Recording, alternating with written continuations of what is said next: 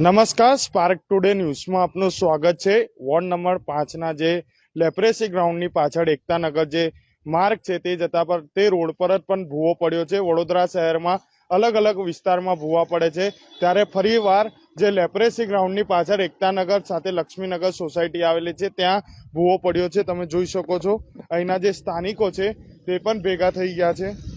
તમે જોઈ શકો છો આ જે વોર્ડ નંબર 5ના જ વિસ્તારમાં મસ્ત મોટો જે ભૂવો છે તેના દર્શન અમે તમને કરાવી રહ્યા છે। વડોદરા શહેરમાં અલગ અલગ વિસ્તારોમાં તો ભૂવા પડે છે, પરંતુ આજે એટલો મોટો ભૂવો પડ્યો છે, કોઈને જાનહાનિ થાય કે કોઈની ગાડી પણ એક્ટિવા તો પૂરી જ જતી રહે એવો મસ્ત મોટો ભૂવો પડ્યો છે। તમે જોઈ શકો છો આ જે ભૂવાના દર્શન અહીંના લોકો પણ વિરોધ કરી રહ્યા છે, સાથે સામાજિક કાર્યકર પણ વિરોધ કરી રહ્યા છે। એટલો મોટો આ ભૂવો પડ્યો છે। આ જે માર્ગ છે તે દસાલાડ ભવનથી એકતાનગર જતો માર્ગ છે અને ત્યાં જ વચ્ચે મસ્ત મોટો જે ભૂવો છે તે પડ્યો છે। તમે જોઈ શકો છો આ જે ભૂવો છે તે એકતાનગર રોડ પર જતો રોડ છે, ત્યાં જ આ ભૂવો પડ્યો છે। સાથે આપણી સાથે વધુ વાતચીત કરવા સામાજિક કાર્યકર છે કમલેશભાઈ સાથે વાત કરીશું। કમલેશભાઈ, શું કહેશો? વડોદરા શહેરમાં વારે ઘડીએ ભૂવા પડતા જ હોય છે, ફરી એકવાર વડોદરામાં ભૂવો પડ્યો છે। ચોક્કસથી વડોદરા શહેરમાં આવેલ જે વોર્ડ નંબર 5 ની અંદર લેપ્રેસી ગ્રાઉન્ડની પાછળ જે એકતાનગર જવાનો જે મુખ્ય માર્ગ છે, લોકોની જે હજારોની સંખ્યામાં અવર જવર હોય છે, સ્કૂલના બાળકો પણ અવર જવર કરતા હોય છે। એટલે ખાસ કરીને જ્યારે વડોદરા શહેરની અંદર અલગ અલગ જગ્યા ઉપર જ્યારે ભૂવા પડતા હોય તો આ વડોદરા શહેર માટે શોભા નથી આપતું। સાથે સાથે વડોદરા શહેરની અંદર આ જે ભૂવા પડી રહ્યા છે એની જે મુખ્ય કારણ હોય છે, આ મુખ્ય કારણ શોધવાની જરૂર છે। કારણ કે પાણી પુરવઠા હોય, ડ્રેનેજ પુરવઠા હોય અથવા તો અલગ અલગ કોન્ટ્રાક્ટરો દ્વારા આડેધડ ખોદકામના કારણે અવારનવાર ભૂવા પડતા હોય છે। એટલે કંઈક ને કંઈક લાગી રહ્યું છે કે આ ભ્રષ્ટ અધિકારીઓના પાપે, ભ્રષ્ટ નેતાઓના પાપે વડોદરા શહેરની તિજોરી જે તળિયા ઝાટક થઈ રહી છે। તો ખાસ કરીને જે જગ્યા ઉપર ભૂવા પડ્યા છે આ ભૂવાનું નિરીક્ષણ કરવાની જરૂર છે।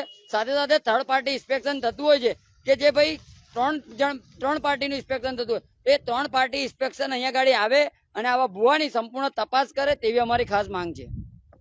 આ જે આની તપાસ કરવામાં આવે, ભૂવાની જે કોન્ટ્રાક્ટ જે કામ કરતા હોય છે કોર્પોરેટરોને પણ ખાસ ધ્યાન રાખવાની જરૂર છે। આ વોર્ડ નંબર 5ના જે વિસ્તારમાં આજે ભૂવો પડ્યો છે, સાથે સરદાર ઇસ્ટેટ પર પણ ભૂવો પડ્યો છે। તમે જોઈ શકો છો સરદાર ઇસ્ટેટ 4 રસ્તા પાસે ભૂવો પડ્યો છે। સરદાર ઇસ્ટેટ 4 રસ્તા પાસે સામાજિક કાર્યકર કમલેશભાઈ ગયા હતા, તઈ પણ આવો મોટો ભૂવો પડ્યો છે। તમે જોઈ શકો છો તે પણ 4 રસ્તા પાસે જ પડ્યો છે। શું કહેશો કમલેશભાઈ? આ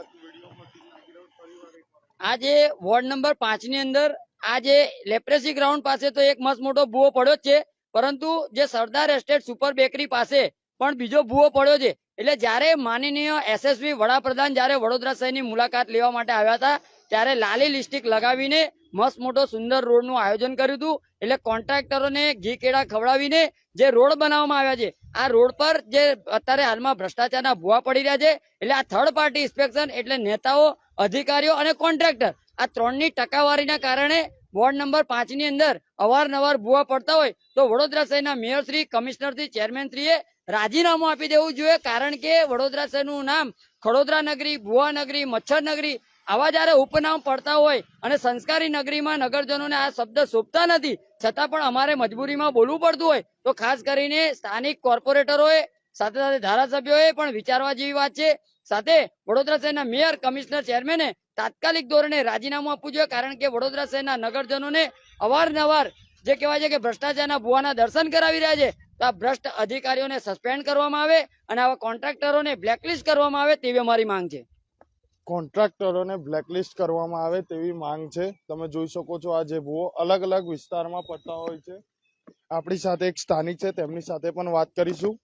શું કહેશો? જે રીતે ભૂવો પડ્યો છે તમે પણ અહીં ઉપસ્થિત, તમે અહીં સોસાયટીમાં ભાઈ હું આજુબાજુની સોસાયટીમાં જ રહું છું. કાયમી અવારનવાર ગમે એટલી વખત કમ્પ્લેન આ લોકોને કરી છે અને આમાં મજાની વાત એ છે કે ઓનલાઈન નંબર ઓનલાઈન કમ્પ્લેનનો જે વોટ્સઅપ નંબર આપેલો છે ત્યાં કમ્પ્લેન કરીએ છે ને તો 2 દિવસમાં મેસેજ આવી જાય કે ભાઈ કમ્પ્લેન સોલ્વ થઈ ગઈ છે. અને મારી પાસે છે બી ખરું ને એમાં નંબર પણ આવે છે કે જે તે અધિકારીએ કમ્પ્લેન સોલ્વ કરી.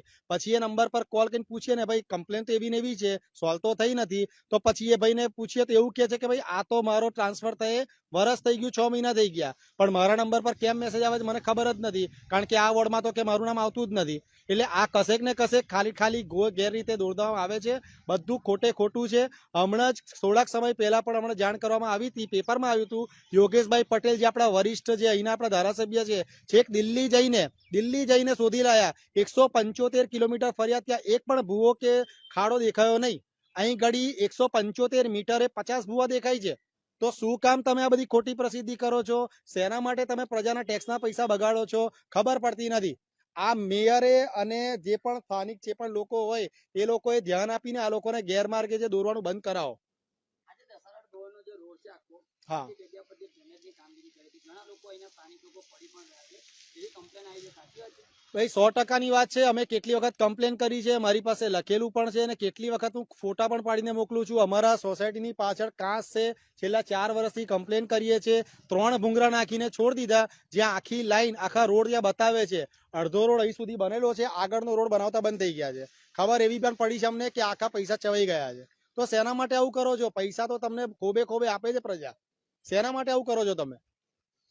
ખોબે પ્રજા પૈસા આપે છે, પરંતુ ક્યાંક ને ક્યાંક લાગી રહ્યું છે કે વડોદરા શહેરમાં ભુવાનગરી તરીકે ઓળખાતી જે હોય છે, હમણાં ભુવાનગરી અલગ અલગ વિસ્તારોમાં ભુવા પડે છે. કમલેશભાઈ શું કહેશો? જે રીતે વારંવાર આવું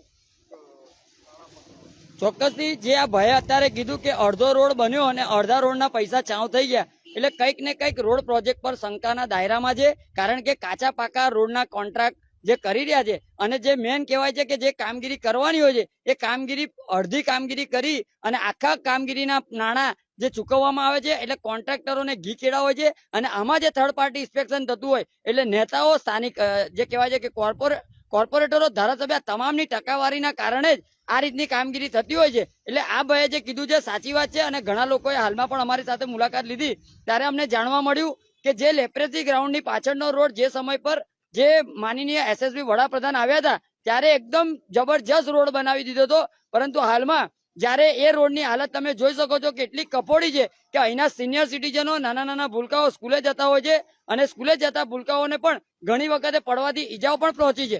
એટલે ખાસ કરીને આ તકલાદી કામગીરી કરનાર કોન્ટ્રાક્ટરોને બ્લેકલિસ્ટ કરવા જોઈએ, અધિકારીઓને સસ્પેન્ડ કરવા જોઈએ, તેવી અમારી ખાસ માંગણી છે. કોન્ટ્રાક્ટરોને બ્લેકલિસ્ટ કરવા જોઈએ. જે કોન્ટ્રાક્ટરોને તો બ્લેકલિસ્ટ કરવા જોઈએ, જે આ જે વારંવાર ભૂવા પડતા હોય છે. વોર્ડ નંબર 5ના જે વિસ્તારમાં ભૂવો પડ્યો છે લેપ્રેસી ગ્રાઉન્ડની પાછળ, જ્યારે મોદી સાહેબ આવ્યા હતા ત્યારે આ જે રોડ હતો ત્યારે સારી રીતે આને રોડ બનાવી દેવામાં આવ્યો હતો, પરંતુ જે અલગ અલગ વિસ્તારમાં ભૂવા પડતા હોય છે, કોર્પોરેટરોને ધારાસભ્યોને ખાસ ધ્યાન રાખવાની જરૂર છે. તમે જોઈ શકો છો આ જે માર્ગ છે તે એકતાનગર જતો માર્ગ છે. આ સાથે બેરીગેડ પણ લગાવી દેવામાં આવ્યા છે. વડોદરા મહાનગર કામ ચાલુ છે, રસ્તો બંધ છે, પણ કામ તો કશું ચાલુ જ નહીં.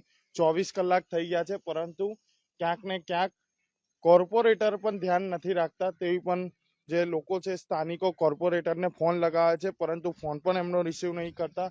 કોઈ જ્યારે જાનહાનિ થશે ત્યારે સરકાર આવશે, તે પણ એક બહુ મોટો સવાલ છે. આ જે ભૂવો છે તમે જોઈ શકો છો, જે બહુ મોટો ભૂવો પડેલો છે. જે એક્ટિવા તો પૂરી જ અંદર જતી રહે, બાઇક જતી રહે, તેટલો મોટો આ જે ભૂવો છે તે પડ્યો છે. રાતના સમયમાં કોઈને ના દેખાય, કોઈ સિનિયર સિટીઝન, નાના બાળકો પણ અહીંથી જતા હોય છે. હવે જોવાનું રહ્યું કે આ જે સરકાર છે ક્યારે કામગીરી કરશે. કોર્પોરેટર જે કોન્ટ્રાક્ટરો છે તેમને પણ ખાસ ધ્યાનમાં લેવાની જરૂર છે. હવે જોવાનું રહ્યું કે આ જે ભૂવાનું જે કામગીરી છે ક્યારે સ્ટાર્ટ કરવામાં આવશે. હું Kamlesh Joshi, spark today news, Vadodara.